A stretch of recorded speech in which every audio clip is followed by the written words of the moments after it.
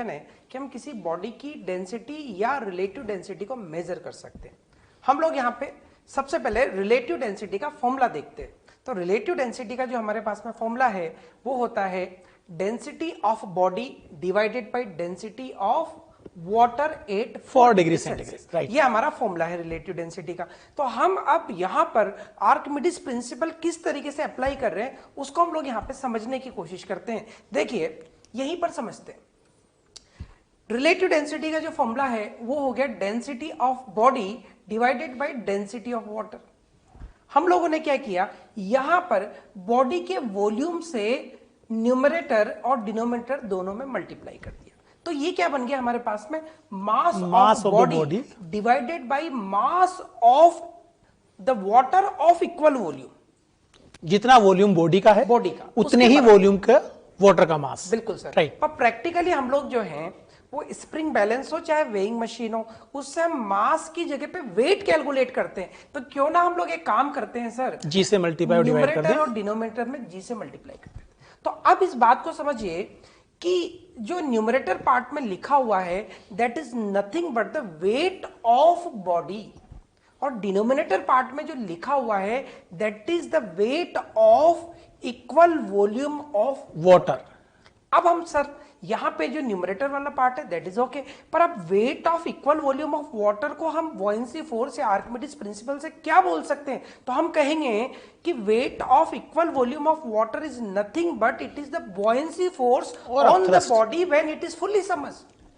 यानी ये जो फॉर्मूला है वो हम फुली सबमर्ज्ड बॉडी के लिए ही लगाएंगे। डेफिनेटली सर, ये फॉर्मूला पार्शियली सबमर्ज्ड बॉडी के लिए वैलिड नहीं है। ठीक है सर। तो हमने यहां पर क्या किया सर कि न्यूमरेटर में वेट ऑफ बॉडी रखा और यहां पर जो डिनोमिनेटर था उसमें हम लोगों ने क्या लिख दिया है कि ये जो है ये वाटर डिस्प्लेस वाटर का वेट है जो कि बुओयेंसी फोर्स होता है, और हमने उसी को बोल दिया कि बॉडी जब फुल्ली सबमर्ज्ड हो गया तो उस पर वाटर ने जो अपथ्रस्ट लगाया उसको हम लोग डिनोमिनेटर में लिख देते हैं। ठीक है। तो इसका मतलब ये हो गया कि अगर मुझे रिलेटिव डेंसिटी इस तरीके से कैलकुलेट नहीं करना हो तो मैं रिलेटिव डेंसिटी को इस मेथड से भी कैलकुलेट कर सकता हूं। What is that method? Weight of body divided by upthrust on the body in the water. यानी हम एक काम कर सकते हैं कि हमने weight of the body air में मेजर कर लिया, बिल्कुल, हमें वेट ऑफ द बॉडी मिल गया। आफ्टर देन हमने उसी बॉडी का वेट वाटर के अंदर मेजर कर लिया। Yes sir. तो हमें लॉस इन वेट मिल जाएगा। लॉस इन वेट, और जो लॉस इन वेट है वही अपथ्रस्ट है सर, है ना? तो क्या हम ऐसा बोल सकते हैं weight of the body divide by loss of weight? बिल्कुल सर। अगली स्लाइड में हम लोग उसको यहाँ पे लिख सकते हैं कि weight of body divided by loss of wait of the body in water, जो कि अपथ्रस्ट है, और उसी को हम लोग लिख सकते हैं कि weight of body in air divided by weight of body in air minus weight of body in water.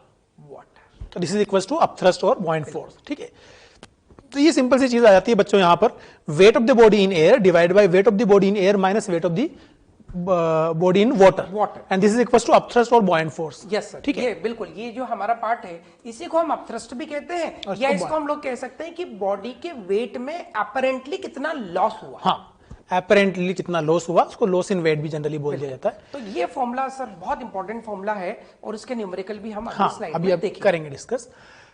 If a body is weight in air, its weight is WA, and weight in water, its weight is WW, and in liquid, yes sir, weight is WL। मतलब कोई body को जब हम air में wait करते हैं तो उसका वेट WA है, और जब उसका वेट हम वाटर में करते हैं तो W है, और किसी अनदर लिक्विड में वेट करते हैं तो WL है। WL। तो क्या हम फिर से वही बात करने जा रहे हैं सर? बिल्कुल सर, यहाँ पे भी हम लोग आर्किमिडीज प्रिंसिपल की हेल्प से हम रिलेटिव डेंसिटी ऑफ लिक्विड या उसको हम specific gravity of the body, उस लिक्विड का हम लोग मेजर कर सकते हैं। मेजर कर सकते हैं, बिल्कुल। तो बताएं सर स्पेसिफिक ग्रेविटी को कैसे समझाएंगे? Sir specific gravity of liquid जो है उसको अगर हम लोग डिफाइन करना चाहें तो हम लोग यहाँ पे उसका डायरेक्टली देखिए, हमने यहाँ पे एक फॉर्मूला लिख दिया। हम लोग क्या कह सकते हैं कि specific gravity of liquid is nothing but loss of weight in liquid divided by loss of weight in water of a block. जो ब्लॉक या बॉडी हमें यहाँ पे दे रखा है उसको हम लोग यहाँ पे अभी प्रूफ भी करते हैं, समझते हैं। लॉस ऑफ वेट जो है सर, ये जो loss of weight in liquid है ये बेसिकली क्या हो गया? अपथ्रस्ट। राइट, ये अपथ्रस्ट हो गया। अपथ्रस्ट है। तो अगर बॉडी फुल्ली समझ्ड है तो बॉडी का वॉल्यूम मल्टीप्लाइड बाय लिक्विड की density multiplied by g. Sir ये उस पर लगने वाला अपथ्रस्ट है लिक्विड के अंदर, और उसी को हम लोग लॉस ऑफ वेट कह रहे हैं। ठीक है। अगर हम यहां पर सर बॉडी को लिक्विड की जगह वाटर में सबमर्ज कर दें तो फिर जो लॉस ऑफ वेट आएगा वो हो जाएगा V, यहां पर सर रो वाटर लिखना होगा, राइट, और मल्टीप्लाइड बाई G हो जाएगा, राइट।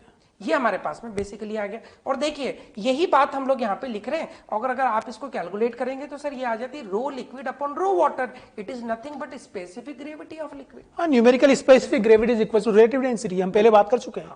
तो सर हम बेसिकली इस साइड से इस तरफ चले हैं, पर हमें अल्टीमेटली जब हम आर्किमिडीज प्रिंसिपल का जो कॉन्सेप्ट यूज कर रहे हैं तो हम ये याद रख सकते हैं कि स्पेसिफिक ग्रेविटी ऑफ लिक्विड जो है वो क्या है, तो loss of weight in liquid divided by loss of weight in water, और इसके अभी हम लोग न्यूमेरिकल भी देखने वाले। तो this is an important formula, very very important. Loss of weight in liquid divided by loss of weight in water, यानी लिक्विड के अंदर कितना बॉइंट फोर्स था और वाटर के अंदर कितना बॉइंट फोर्स, उसका रेशियो ही स्पेसिफिक ग्रेविटी। और सर ये लॉस ऑफ वेट को हमने इस तरीके से लिख दिया कि पहले बॉडी का वेट हमने एयर में मेजर किया और फिर बॉडी के वेट को हमने लिक्विड में मेजर किया, तो जो कमी आई वही लॉस हो गया, वही लॉस है। यानी हमें अगर बॉडी की डेंसिटी नहीं भी पता है तो हम रिलेटिव डेंसिटी की वैल्यू या स्पेसिफिक ग्रेविटी की वैल्यू एयर में और लिक्विड में वेट को मेजर करके उसका डिफरेंस कैलकुलेट करके कंफर्टेबली कैलकुलेट कर सकते हैं। ये फॉर्मूले बच्चों को डायरेक्टली याद रखने चाहिए, वहां निकालने बैठे सर डेफिनेटली ये फॉर्मूले बहुत इंपॉर्टेंट है और यहाँ से बहुत अच्छे क्वेश्चंस आते हैं। एक्चुअली सर यहाँ पे एक बड़ी प्रॉब्लम ये है कि हम बॉडी की डेंसिटी को डायरेक्टली मेजर नहीं कर सकते, पर हम बॉडी के वेट को डायरेक्टली मेजर कर सकते हैं with the help of spring balance and with the help of weighing machine. इसलिए हम लोग ये फॉर्मूले यूज करते हैं, राइट। चलिए बात करते हैं और इंपॉर्टेंट कंसेप्ट की। The weight of the plastic bag full of air is same as that of empty bag because of the force of upthrust is equal to weight of the air enclosed. ये interesting है sir. ये question plastic bag के साथ साथ balloon पे भी base पूछा जाता है कि एक एम्प्टी बलून और फुली एयर फिल्ड बलून का जो वेट होता है वो सेम होगा या अलग अलग होगा। तो बच्चे जनरली छोटी क्लासेस में पढ़े हुए कंसेप्ट से कंफ्यूज हो जाते हैं कि साहब जब आप एयर फिलअप कर देते हो बलून के अंदर तो नीचे गिरता है, तो सर वो तो खाली बलून भी गिरता है। बिल्कुल, अगर एम्प्टी बलून होगा तो वो भी गिरेगा नीचे, तो एयर फिल्ड बलून भी नीचे गिरना है, ठीक है। लेकिन यहाँ इंटरेस्टिंग चीज ये है कि अगर हम खाली जो बलून है या कोई बैग है हमारे पास प्लास्टिक बैग, उसका वेट अगर हम मेजर करते हैं वो mg है, उसके अंदर फिर हमने एयर फिलअप कर दिया सर। एयर फिलअप करके जब हम उसका वेट मेजर करेंगे तो सर डिफरेंस नहीं आना चाहिए वेट में। उसका रीजन सिंपल सा है बच्चों कि उसमें जितने मास की एयर हमने फिलअप की है उसका जो mg नीचे लगेगा उतना ही एयर की वजह से अपथ्रस्ट ऊपर लग जाएगा। अपथ्रस्ट ऊपर लग जाएगा क्योंकि जो अंदर की एयर है और जो बाहर की एयर है वो सेम है। तो जितना उसका वॉल्यूम होगा उतना उसने एयर को डिस्प्लेस भी किया। Very good, very good. तो जितना एयर अंदर है उसका वजन जितना नीचे लग रहा है उतना ही वजन के बराबर अपथ्रस्ट या बॉइंट फोर्स आएगा, तो वेट में कोई चेंज। बिल्कुल सर। तो यहाँ कोई अजम्पशन हमने लिए सर अगर बलून वाले केस की बात करें तो यहाँ पर एजम्पशन हमारी ये है कि inside air and outside air की डेंसिटी को हमने सेम कंसीडर कर लिया। सर अगर यही बात हम उस प्लास्टिक बैग जो एयर फिल्ड है अगर मान लीजिए उसको हम लोग एक इमेजिनरी वैक्यूम स्पेस में लेके चले जाएं, तो डेफिनेटली वहां पे वेट बढ़ जाएगा। फिर तो बदलेगा वैक्यूम, फिर तो वेट 100% बढ़ना है। फोर्स नाम की चीज नहीं हो। फिर वहां एक चीज और आ गई ना सर, आपने एक पहले वेट किया तो एयर डेफिनेटली एयर का कोई रोल ही नहीं क्योंकि उसका वॉल्यूम नेग्लिजिबल है, तो बॉइंट फोर्स कंसीडर नहीं कर रहे हैं आप। लेकिन आपने एक्सेस उसके अंदर कोई मटेरियल फिलअप कर दिया तो वेट तो बदलना ही बदलना है। अगर एयर नहीं है और एक्सेस मटेरियल फिलअप कर दिया अंदर तो वेट बदलना है। तो वैक्यूम के अंदर कहानी बदल जाएगी पर एयर के अंदर वेट में कोई चेंज नहीं आएगा। तो यहां एक बात ध्यान रखें बच्चों, इस तरह क्वेश्चंस के अंदर एक अजम्पशन हम ले रखे हैं, वो क्या कि अगर हम यही क्वेश्चन प्लास्टिक बैग के बजाय बलून की बात करें तो बलून के अंदर क्या होगा, जब हमने एयर फिलअप की तो उसको जब हम पुश करते हैं एयर को तो वो थोड़ा सा कंप्रेस मोड में एयर चली जाती है। तो बच्चों के दिमाग में क्रॉस क्वेश्चन आ जाता है कि सर उसकी तो डेंसिटी अलग होनी चाहिए। तो यहाँ ये अजम्पशन मान के चलिए कि बाहर की एयर और बलून के अंदर फिल एयर की जो डेंसिटी वो यदि सेम है तो फिर ये एप्लीकेबल है। अगर वो बदल जाती है तो फिर ये एप्लीकेबल नहीं है। ठीक है सर, बढ़े आगे। बिल्कुल। चलिए सर, अब हम बात करते हैं आगे। और ये क्वेश्चन हमारे पास है, sample of metal weight 300 gram in air and 270 gram in water and 210 gram in unknown liquid, then find out relative density of metal and relative density of unknown liquid. Sir अभी हमने जो दो important concept पढ़े थे दोनों यहाँ पे apply होने वाले हैं। Right. जैसा कि अभी हमने पहला कॉन्सेप्ट पढ़ा था रिलेटिव डेंसिटी वाला, जिसमें हम लोगों ने पढ़ा था कि relative density is equal to weight of body in air divided by weight of body in air minus weight of body in water. तो सर ये जो फॉर्मूला हमने पढ़ा था इसको हम यूटिलाइज करेंगे, यहाँ पर अप्लाई कर सकते फर्स्ट पार्ट को सोल्व करने के लिए, और हम इसको अप्लाई किया तो क्या मिला हमें sir? Simple sir 300 upon 300 minus 270, so that will be 300 upon 30 and answer will be 10। Sir ये सेकंड इज हमारे पास में आ गया, relative density of unknown liquid calculate करना। तो ये भी फॉर्मूला अभी हमने पढ़ा था। तो हमने क्या देखा था इसमें कि weight in air minus weight in liquid divide by weight in air minus weight of water, weight in water, ठीक है। तो ये loss in weight in liquid and this is the loss in weight in water. इनका ratio ही basically liquid की relative density होगी। तो ये हमें पता है सर कि एयर के अंदर तो वेट 300 ग्राम था और आपने देखा कि 270 ग्राम वाटर के अंदर है और 210 ग्राम वेट लिक्विड के अंदर है। तो हमने वैल्यू पुट किया और हमें आंसर मिल गया 3। सर ये बहुत ही क्लासिकल एग्जांपल्स है। आर्किमिडीज प्रिंसिपल की हेल्प से हमने सिर्फ वेइंग मशीन की हेल्प से हम लोगों ने density, relative density of metal and relative density of unknown liquid, जिस लिक्विड के बारे में हमें कुछ नहीं पता उसकी भी हमने डेंसिटी यहाँ पे कैलकुलेट कर ली। Very very important. तो जनरली अगर बच्चे इस फॉर्मूला को याद रख लेते हैं और इस कंसेप्ट को याद रख लेते हैं तो क्वेश्चन बहुत आसानी से सोल्व हो जाता है। अदरवाइज दूसरे मेथड से बहुत कैलकुलेशन टफ हो जाती है सर। बच्चे कई बच्चे अननेसेसरी कैलकुलेशन करके इसका आंसर लेके आते हैं। बच्चों को करने की जरूरत नहीं है। आप इन फॉर्मूला को मेमोराइज करें और इस पर वैल्यू पुट करें। मेडिकल लेवल पे आई थिंक फॉर्मूले, इस तरह के फॉर्मूले से डायरेक्टली न्यूमेरिकल सोल्व करना काफी हेल्पफुल होता है। तो आई होप बच्चों को समझ में आ गया होगा। सर हमने इनके डेरिवेशन अभी पूरे एक्सप्लेन कर लिया तो आपको समझ में आ ही गया होगा ये सारी चीजें। चलिए बात करते हैं नेक्स्ट। और अब क्या हमारा कोई नया आर्टिकल स्टार्ट होने वाला है? बिल्कुल सर, ये that's all about our hydrostatics. हमने हाइड्रोस्टैटिक्स के बारे में काफी डिटेल में डिस्कशन किया है। Let us begin with the hydrodynamics. तो चलिए सर हम स्टैटिक्स से अब डायनेमिक सिचुएशन में आ जाते हैं। क्या कुछ मजा आने वाला है? बिल्कुल सर, अभी तक हमारा फ्लूइड रुका हुआ था, अब फ्लूइड जो है वो मूव करेगा में या कहीं पर बहने लगेगा sir. It will start different situations के अंदर, डिफरेंट सिनेरियोज के अंदर जब फ्लूइड मूव करेगा या वो फ्लो करेगा तो हम उसको स्टडी करने वाले हैं 1 by 1।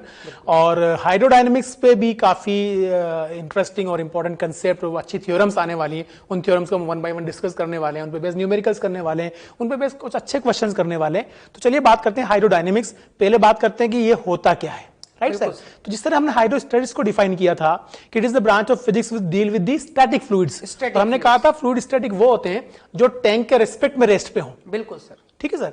तो जो कंटेनर है उसके रेस्पेक्ट में अगर फ्लूइड मूव करने लगे, या हम ऐसे बात कर लें कि फ्लूइड पार्टिकल्स एक दूसरे के रेस्पेक्ट में रिलेटिव वेलोसिटी लेके आ जाएं, तो क्या वो जो कंसेप्ट है वो अपन बोल सकते हैं फ्लूइड फ्लो की बात कर रहे हैं या हाइड्रोडायनेमिक्स की बात कर रहे हैं? बिल्कुल सर, यहाँ पे जब भी लिक्विड का फ्लो होगा, रिलेटिव फ्लो होगा, तो हम लोग उसको डायनेमिक्स में स्टडी करेंगे। यानी हमारा जो फ्लूइड है वो टैंक के रेस्पेक्ट में फ्लूइड पार्टिकल्स कुछ ना कुछ वेलोसिटी रखें, या वो पार्टिकल्स, ये भी पॉसिबल है कि वो पार्टिकल्स अपने एक दूसरे के रिस्पेक्ट में भी कुछ वेलोसिटी रखें। वो तो हम देख लेंगे कि अलग अलग तरह के टाइप ऑफ फ्लूइड फ्लो होते हैं, उनको हम डिफाइन करेंगे 1 by 1 और सभी चीजें हम एक्सप्लेन करने वाले हैं। तो सबसे पहले हम बात करते हैं कि when a fluid moves in such a way that there is a relative motion amongst the fluid particles, the fluid said to be in flowing and this is considered in hydrodynamics. बिल्कुल sir, हम यही बात करने वाले हैं sir. चलिए बात करते हैं type of the fluid flow. तो सबसे पहले हम बात करेंगे स्टेडी फ्लो। तो स्टेडी फ्लो में क्या होता है sir? Steady flow is defined as the type of the flow in which the fluid velocity at the point do not change with time. इसको हम समझेंगे बच्चों ठीक से कि किसी भी पर्टिकुलर पॉइंट पर फ्लूइड वेलोसिटी टाइम के साथ साथ चेंज नहीं होना चाहिए। दूसरा पॉइंट है fluid particles may have different velocities and some other point. इसका मतलब ये हुआ कि किसी एक पॉइंट पर फ्लूइड की वेलोसिटी चेंज ना हो, लेकिन दूसरे पॉइंट पर फ्लूइड की वेलोसिटी चेंज बिल्कुल सर हो सकती है। मतलब सर फ्लूइड पार्टिकल एक ही है। हम यहाँ पे दो बातें कह रहे हैं, एक पोजीशन एक वेलोसिटी, लेकिन डिफरेंट पोजीशन डिफरेंट वेलोसिटी हो सकती है, डिफरेंट वेलोसिटी हो सकती है, जरूरी नहीं हो। Yes, it may have. तो हम बात करते हैं बच्चों, यहां देखिए क्या है। मान लो हमारे पास कोई रैंडम पाथ में हमारा फ्लूइड फ्लो कर रहा है, तो हमने कुछ पॉइंट कंसीडर कर लिए। ए पॉइंट, हमने ए पॉइंट कंसीडर किया और ए पे हमने टेंजेंट होकर देखा कि यहाँ पे फ्लूइड वेलोसिटी इस टेंजेंट की डायरेक्शन में है, राइट सर। फिर हमने बी पॉइंट कंसीडर किया और वहां पे हमने एक टेंजेंट ड्रॉ किया और देखा फ्लूइड पार्टिकल्स की वेलोसिटी उस टेंजेंट की डायरेक्शन में। फिर हमने कोई सी पॉइंट कंसीडर किया और वहां पे भी हमने टेंजेंट ड्रॉ किया और देखा कि वहां पर उस फ्लूइड पार्टिकल्स की वेलोसिटी उस टेंजेंट की डायरेक्शन में, ठीक है।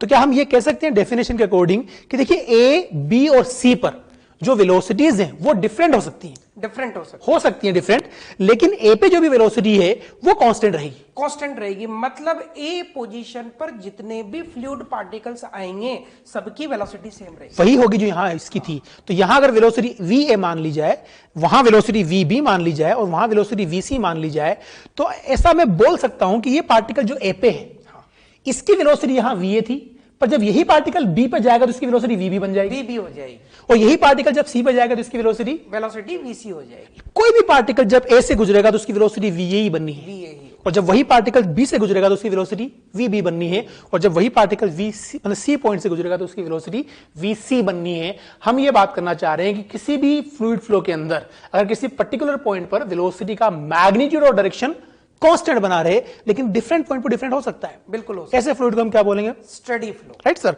अब हम बात करते हैं नेक्स्ट, और वो ये देखिए कि हमारे पास हमने एक स्ट्रीम लाइन डिफाइन किया। अब स्ट्रीम लाइन की हम बात करने वाले हैं सर, तो एक्सप्लेन करें सर ये स्ट्रीम लाइंस क्या होती है? In steady flow all the particle passing through a given point follow the same path, hence a unique line of flow is there and this line or path is called a stream line.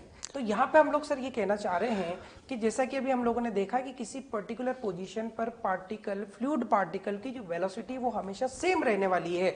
इसका मतलब ये हो गया कि जितने भी particle position ऐसे गुजर रहे हैं उनका जो डायरेक्शन और मैग्नीट्यूड है that will remain the same. इसका मतलब डेफिनेटली वो कोई एक स्ट्रीम लाइन को फॉलो कर रहे होंगे, और उसी स्ट्रीम लाइन को हम लोग यहाँ पे पाथ की तरह यहाँ पर दिखा रहे हैं। स्ट्रीम लाइन फ्लो होगा कब? जब स्टेडी फ्लो। सर एक्चुअली क्या वास्तव में कोई ऐसी स्ट्रीम लाइन एग्जिस्ट करती है या इमेजिनरी लाइन है? सर ये सब इमेजिनरी लाइन से, जैसा कि हम लोग इलेक्ट्रोस्टेट्स वगैरह अगर जिस तरह से हम वहां पे भी इलेक्ट्रिक लाइन ऑफ फोर्स जो हम बात करते हैं वो इमेजिनरी हाँ, लाइन। तो इसको हम और भी तरीके से आपको अलग अलग ऑथर्स के थ्रू इसको अलग अलग डेफिनेशन मिल सकती हैं। कुछ लोग इसको डिफाइन करते हैं, these are imaginary lines that may be curved और straight. Yes, sir. When we draw a tangent at any point of these lines, it will give the direction of fluid velocity at that point. Yes, sir. Stream line वो line है जो straight भी हो सकती है और curve भी हो सकती है, कर्व भी हो सकती है। लेकिन अगर वो कर्व है और मैं उसके किसी पर्टिकुलर पॉइंट पर टेंजेंट ड्रॉ करूंगा तो वो टेंजेंट उस पॉइंट पर मुझे फ्लूइड पार्टिकल्स की वेलोसिटी का डायरेक्शन देगा। ये स्ट्रीम लाइन की कोई डेफिनेशन होती है, आपके आई होप समझ में आ गई होगी, बाकी तो हमने यहां डिफाइन कर ही दिया। एक इंटरेस्टिंग चीज है सर यहां पर, क्या स्ट्रीम लाइन कभी एक दूसरे को इंटरसेक्ट कर सकती है? सर अगर दो स्ट्रीम लाइंस एक दूसरे को इंटरसेक्ट करेंगी तो बड़ी प्रॉब्लम आने वाली है कि उस पॉइंट ऑफ इंटरसेक्शन पे दो टेंजेंट ड्रॉ हो जाएगी, और दो टेंजेंट ड्रॉ हो गई मतलब एक पार्टिकल, एक पोजीशन, एक टाइम एंड दो direction of velocity. It's not possible. तो क्या हम ऐसा बात कर सकते हैं stream line do not intersect each other? Do not intersect. मान लो बच्चों हमने दो स्ट्रीम लाइंस कंसीडर की, stream line 1 and stream line 2 and they are intersecting each other. यहां दिखा रखा है उनको इंटरसेक्ट करते हुए, हमने पॉइंट ऑफ इंटरसेक्शन पे एक पॉइंट कंसीडर कर लिया, और अब हम क्या करने वाले हैं, स्ट्रीम लाइन 1 पे टेंजेंट ड्रॉ करते हैं। तो स्ट्रीम लाइन 1 पे जब आप टेंजेंट ड्रॉ करते हो तो टेंजेंट इस तरफ आएगा, और स्ट्रीम लाइन 2 पे अगर हम टेंजेंट ड्रॉ करते हैं तो टेंजेंट इस तरफ आएगा। अब आप ये कह सकते हैं कि ये जो पॉइंट ऑफ इंटरसेक्शन है, यहां पर एक ही पॉइंट पर एक ही पार्टिकल की दो वेलोसिटीज दिखा दी आपने, जो पॉसिबल नहीं, मतलब दो स्ट्रीम लाइन कभी भी एक दूसरे को इंटरसेक्ट नहीं कर सकती, राइट? तो यहां हम क्लियर कर देते हैं ये चीज, ये नॉट पॉसिबल। आई होप समझ में आ गया होगा स्ट्रीम लाइन क्या होती है और ये एक दूसरे को इंटरसेक्ट क्यों नहीं कर सकती, राइट? बात करते हैं हम नेक्स्ट कंसेप्ट की, and that is very interesting, laminar and turbulent flow. Laminar flow क्या होता है, टर्बुलेंट फ्लो क्या होता है, हम उसकी बात करने वाले हैं।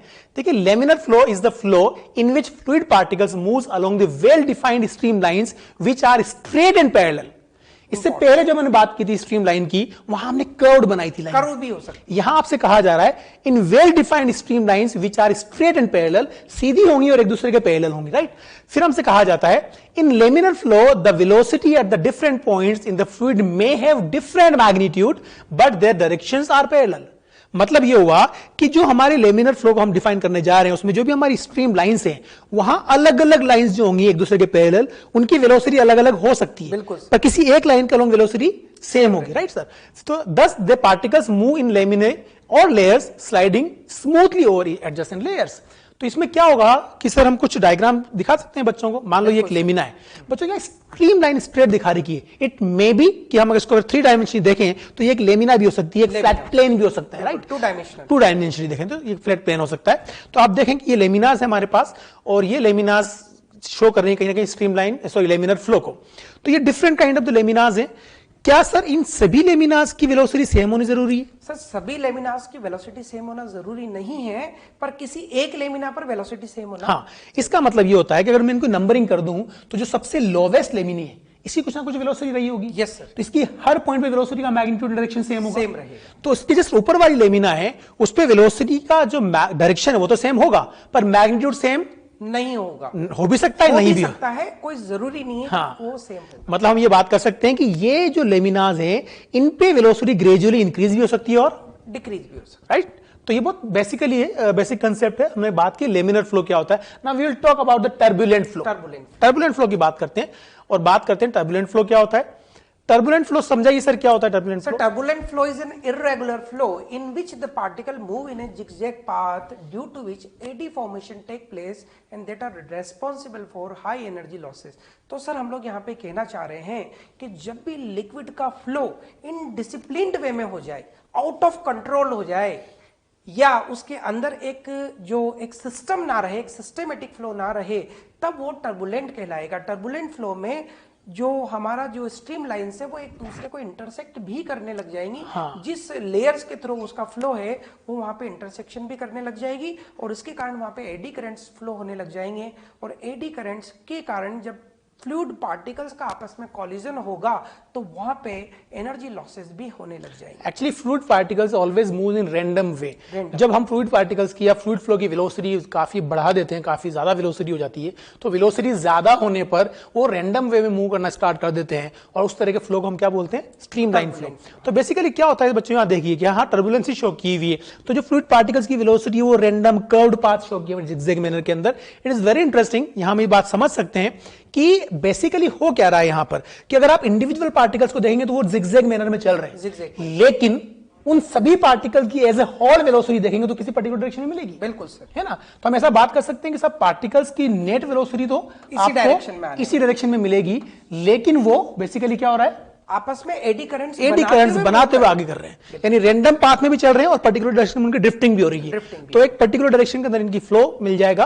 तो इस तरह की वेलोसिटी को क्या बोलते हैं? सॉरी टर्बुलेंट फ्लो बोलते हैं इस तरह के फ्लो को। और यहाँ पे इंपॉर्टेंट बात ये है सर कि यहाँ पे एनर्जी लॉसेस ज्यादा होते हैं, और अगर हम आइडियल केसेस में चले जाएं तो जो स्ट्रीम लाइन फ्लो या लेमिनार फ्लो पढ़ा था हमने, उसमें हम एनर्जी लॉसेस को नेग्लिजिबल मानते हैं। ये इंपॉर्टेंट कॉन्सेप्ट है। इसलिए जब हम लेमिनार फ्लो को आगे पढ़ेंगे तो वहां पे हम मैकेनिकल एनर्जी कंजर्वेशन कॉन्सेप्ट लगा लेंगे। पर हम लोग कभी भी टर्बुलेंट फ्लो में एनर्जी कंजर्वेशन कॉन्सेप्ट नहीं लगा सकते, ये क्योंकि यहां तो एनर्जी लॉस हो रहा है। बिल्कुल ठीक है, चलिए बात करते हैं नेक्स्ट। और अब हम बात करने वाले हैं कंप्रेसिबल एंड इनकंप्रेसिबल फ्लो। तो ये बात हम पहले कर चुके हैं सर कि कंप्रेसिबल फ्लूइड्स क्या होते हैं और इनकंप्रेसिबल फ्लूइड्स क्या होते हैं, राइट। तो पहले बात करते हैं हम in compressible flow the density of the fluid varies from the point to point. और ये बात तो समझ में आनी चाहिए।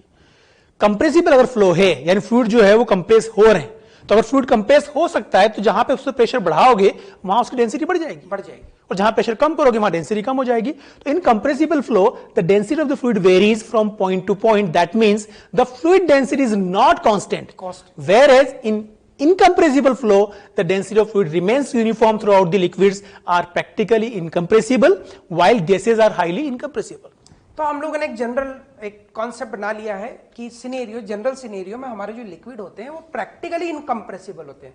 प्रैक्टिकली टर्म हम लोगों ने यहाँ पे यूज कर लिया, क्योंकि अगर हम एक्स्ट्राऑर्डिनरीली अगर प्रेशर लगा देते हैं तो कंप्रेस हो जाता है, वॉल्यूम में चेंज आ जाता है, तो डेंसिटी थोड़ी बहुत बदल सकती है। जनरल सिनेरियो में वो लेकिन गैसेस जो होती हैं वो आप जानते हो कंप्रेसिबल होती हैं।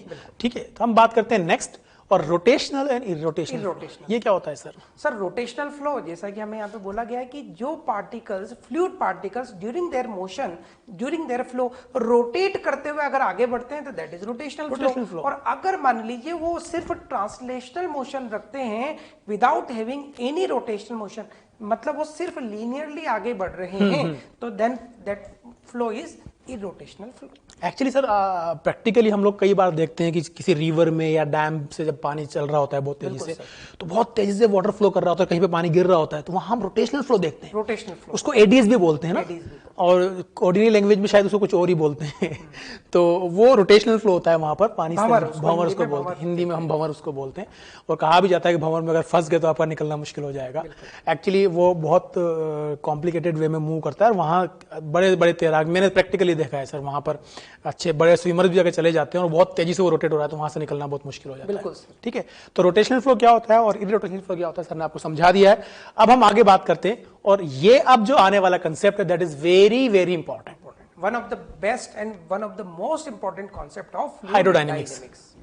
इसमें दो ही कंसेप्ट सबसे ज्यादा इंपॉर्टेंट है, एक तो इक्वेशन ऑफ कंटिन्यूटी एंड दूसरा बर्नौलीज थ्योरम। तो हम बात करते हैं बच्चों इक्वेशन ऑफ कंटिन्यूटी क्या होती है, राइट। तो the continuity equation is the mathematical expression of law of conservation of mass in fluid dynamics.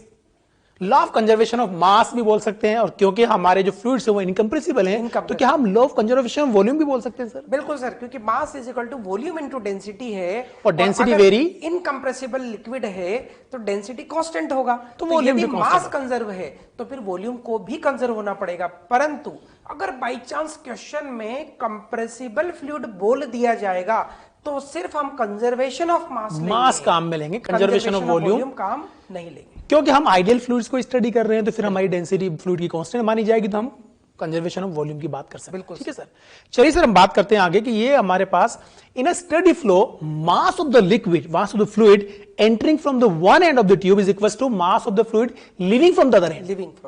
यही कंजर्वेशन ऑफ मास है ना, कि हमारे पास मान लो कोई ये हमारे पास variable area of cross section की कोई ट्यूब है और उसमें यहां से फ्लूइड एंटर कर रहा है एक एंड से और दूसरे एंड से फ्लूइड बाहर निकल रहा है, तो हमारे इस इक्वेशन ऑफ कंटिन्यूटी के अकॉर्डिंग या लॉ ऑफ कंजर्वेशन ऑफ मास के अकॉर्डिंग पर यूनिट टाइम जितना मास यहां से एंटर करेगा उतना ही मास वहां से लीव करेगा, या जितना वॉल्यूम यहां से एंटर करेगा फॉर आइडियल फ्लूइड उतना ही वॉल्यूम वहां से लीव करने वाला। हम यही बात करने वाले हैं सर। बिल्कुल सर, हम लोग यहाँ पे ये बात बोल सकते हैं कि हमारा जो पाइप है वो कोई स्टोरेज कैपेसिटी नहीं रखता है, उसका स्टोरेज टैंक नहीं है, वो पाइप ऑलरेडी फिल्ड अप है। इसका मतलब उस पाइप के अंदर कोई भी एक्स्ट्रा वॉल्यूम नहीं आने वाला है, तो आप जितना लिक्विड इनग्रेस करोगे उतना ही लिक्विड आउट ग्रेस भी होगा, एग्जिट करना होगा, राइट। तो यहां से अगर V1 वेलोसिटी से फ्लूइड एंटर करता है और वहां से V2 वेलोसिटी से फ्लूइड एंटर बाहर निकलता है, तो मान लेते हैं किसी पर्टिकुलर टाइम डेल्टा टी के अंदर फ्लूइड जब यहां से एंटर करता है तो कितना लेंथ ट्रेवल करेगा sir? V1 into delta T. क्या वहां पे भी बात की जा सकती है? बिल्कुल सर, अगर यहाँ पे चूंकि हमारा area cross sectional area change हो गया तो हम लोग यहाँ पे बोल रहे हैं कि because change in cross sectional area यहाँ पे वेलोसिटी अलग हो गई, पर यहाँ पर उस डेल्टा टी जो कि बहुत छोटा सा टाइम इंटरवल है, तो जो आउटफ्लो वाला जो लिक्विड है उसने कितना डिस्टेंस ट्रेवल किया होगा? वेलोसिटी इंटू टाइम, तो V2 into delta. Right sir, तो अब हम बात करने वाले हैं आगे किसको अपन इक्वेशन ऑफ कंटिन्यूटी को डेराइव कैसे करने वाले हैं। तो ये हमारे पास वही ट्यूब है और हमने बात की यहां से V1 वेलोसिटी से एंटर करता है। बच्चों कंफ्यूज होने की जरूरत नहीं है, ये भी वेलोसिटी है और ये भी वेलोसिटी ही है, ये वेलोसिटी है। यहां पर फॉन्ट का गड़बड़, इसका कंफ्यूज नहीं होना आपको। तो V1 वेलोसिटी से फ्लूइड एंटर करता है और मान लो V2 वेलोसिटी से बाहर निकलता है, ये भी हम मान लेते हैं यहां पर कि ये वाला एरिया क्रॉस सेक्शन A1 है, यहां से यहां तक, और वो एरिया ऑफ क्रॉस सेक्शन क्या है सर? A2, वहां से वहां तक। तो क्या हम ऐसा बात कर सकते हैं कि मान लो डेल्टा टी टाइम के अंदर इतना वॉल्यूम यहां एंटर करता है, बिल्कुल, तो क्या उतना ही वॉल्यूम ये होगा जो बाहर निकलना है? बिल्कुल सर। तो हम क्या वॉल्यूम की इक्विलिटी लाकर के इक्वेशन ऑफ कंटिन्यूटी की बात कर सकते हैं? बिल्कुल, हम लोग ये बोल सकते हैं कि rate of flow of volume in is equal to rate of flow of volume out, conditional density constant, density is constant. तो यहां देखिए बच्चों, ये वॉल्यूम कितना हो जाएगा? ये लेंथ हो गई, ये एरिया ऑफ क्रॉस सेक्शन हो गया, तो A1 V1 डेल्टा टी, और वो वॉल्यूम क्या हो जाएगा? A2 V2 delta T. हमारे कंजर्वेशन ऑफ वॉल्यूम के लॉ के अकॉर्डिंग इनिशियल वॉल्यूम जो एंटर करेगा और जितना वॉल्यूम बाहर निकलेगा फ्लूइड का वो इक्वल होना चाहिए। तो हम यहां बात कर लेते हैं उस चीज की, volume of the fluid entering from the first end is equal to volume of the fluid leaving from the second end in the same time of interval. तो अब यहां लिख सकते हैं बेटा A1 V1 delta T equal to A2 V2 delta T cancel out हो जाएगा, और डेल्टा टी कैंसिल आउट होने के बाद हमें क्या मिलने वाला है सर? यहां पर A1 V1 is equal to A2 V2, right. बस यहां पे सर एक बार हम लोग ये बात बार बार जो क्लियर कर रहे हैं, एक बार और यहां पे लिख देते हैं कि this liquid is incompressible. Important बात, इंपॉर्टेंट चीज है, आइडियल फ्लूइड्स के लिए ही ये वैलिड होगी, राइट। अब हम बात करते हैं सेकंड चीज की सर, और वो क्या कि हमारा जो फॉर्मूला है A1V1 इक्वल टू A2V2 तो हमारे पास आई गया, स्टार फॉर्मूला है, कई बार बच्चों को यूज आएगा। क्या हम ये भी बात कर सकते हैं कि A और V का प्रोडक्ट कांस्टेंट रहने वाला है? बिल्कुल, है ना। तो अगर A और V का प्रोडक्ट कांस्टेंट रहने वाला है तो सर अगर एरिया ऑफ क्रॉस सेक्शन बढ़ जाए तो वेलोसिटी, डेफिनेटली वेलोसिटी कम हो जाएगी। अगर एरिया ऑफ क्रॉस सेक्शन कम हो जाए तो वेलोसिटी इंक्रीज। सर कई बार हम ऐसा नहीं करते कि हमारे पास लोन के अंदर या गार्डन के अंदर पाइप पड़ा हुआ है और हमने पाइप से कहीं पानी दे रहे हैं। अब मैं यहां पानी दे रहा हूं, मेरा जो प्लांट है वो कुछ ज्यादा डिस्टेंस पर है, तो हम उसको टैप करके एरिया कम कर दें ताकि वेलोसिटी बढ़ जाए और उस वाटर की रेंज बढ़ जाए। कई बार बच्चों आपने देखा होगा कि हम कहीं पे पानी से छिड़काव भी कर रहे हैं, सफाई कर रहे हैं, या लॉन के अंदर गार्डनिंग के अंदर हम पानी वगैरह दे रहे हैं, तो हम एरिया ऑफ क्रॉस सेक्शन को डिक्रीज करके वेलोसिटी बढ़ा देते हैं ताकि वाटर की जो रेंज है, जितनी जिस डिस्टेंस पे वाटर गिर रहा है वो रेंज हम बढ़ा सकें। तो कहीं ना कहीं इनडायरेक्टली हम इक्वेशन ऑफ कंटिन्यूटी की हेल्प ले रहे लगाते हैं, बस उसको महसूस नहीं करते। ठीक है, अब बात करते हैं सर आगे, और ये बेसिकली क्या है, रेट ऑफ फ्लो वगैरह हम उसकी बात करने वाले हैं वन बाय वन। तो वॉल्यूम फ्लक्स क्या होता है? Rate of flow. Rate of flow of volume यानी पर यूनिट टाइम कितना वॉल्यूम फ्लो कर रहा है उसी को हम रेट ऑफ फ्लो बोलते हैं। इसको वॉल्यूम फ्लक्स भी बोलते हैं, इसको रेट ऑफ फ्लो भी बोलते हैं। And this is what volume of liquid flowing per second, right. और इसकी वैल्यू क्या हो जाएगी sir? Delta V by delta T. और जो हमने अभी प्रूफ किया that is equal to AV. AV, A is area and V is the velocity। इसको याद रखना है बच्चों, रेट ऑफ फ्लो जो होती है उसको delta V by delta T बोलते हैं और ये एवी के बराबर होता है। तो सर यहां से एक और बात समझ में आ जाती है, क्या हम ऐसा बोल सकते हैं कि किसी भी non uniform area of cross section के पाइप में in every part of the area of cross section rate of flow constant होती है? Definitely rate of flow of volume will always remain constant at every part of the pipe या every area cross section. हाँ sir, ये जरूरी नहीं है कि सिर्फ आप इनफ्लो और आउटफ्लो की बात करें, आप बीच में भी कहीं पे भी लगा सकते हैं, पर भी बात कर लें। Rate of flow of volume has to be the same, remains constant, right sir. इसकी यूनिट बन जाएगी सर क्या? यहां से देखेंगे तो मीटर क्यूब पर सेकंड, और इसको अपन लीटर पर सेकंड भी बोल सकते हैं।